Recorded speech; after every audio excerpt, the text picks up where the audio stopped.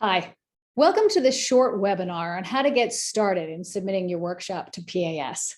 Before we can talk about objectives or with whom you're going to collaborate or your agenda, you have to think about what you want to talk about in your workshop.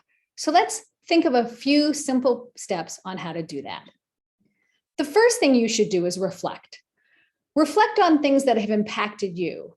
What have you struggled with? Where have you learned something that you think someone else could benefit from your experience? What's impacting pediatrics right now? I mean, for the past 2 years, it's been COVID. Is there a topic in that area? Is it behavioral health?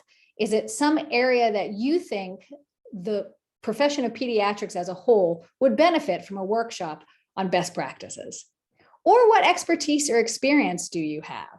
You don't have to be the world's authority in something, but if you have some expertise, have done some research, or have just had a lot of experience, you can give a workshop on it. Here are the domains for workshops in PAS 2022. They have a broad area of interest, including advocacy, clinical, professional development, education. I want to draw quick attention to diversity, equity, and inclusion, which is one of our newer topic domains, and we're looking for workshops in all these areas. After you reflect, you want to explore around that topic and engage. Exploration can include looking within our specialty, certainly, in what's been done in that area before, but often we can learn from other specialties. What are they doing in surgery? What are they doing in orthopedics? What are they doing in family medicine?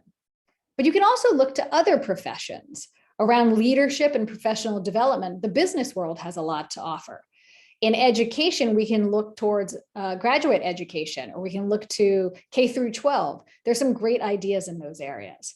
And then always look to other people who may have experiences or expertise that you don't. That's going to be one of the steps to building your team for the workshop, which we'll talk about in another webinar. Finally, think how your workshop can add value.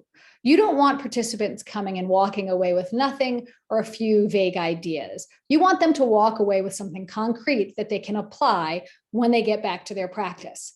So is that walking them through guidelines and helping them apply them in cases? Is that showing them best practices that have worked for you and your team? Is it introducing current research they may not have read and showing them how to integrate it into their practice? Or even creating a framework that just helps people remember things? RHYME, which is a classic education, was just a framework that was created by a group of interested medical educators. Sometimes it's just your own mnemonic for how you remember things, but help people come away with a framework where they can take that and remember it easily to apply to the topic in their own practice. I think adding value may be one of the critical things we need to do in workshops. And then in subsequent webinars, we're going to talk about a few other things you need to do. After you know what your topic is, you want to build your team, a diverse team that brings in expertise and experiences that you don't have.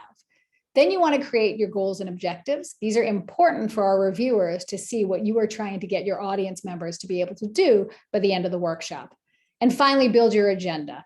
This is where you're going to help us understand as reviewers how you're going to engage your audience, how you're going to spend the time, and where you're going to deliver your key content. And that will link to your objectives as well.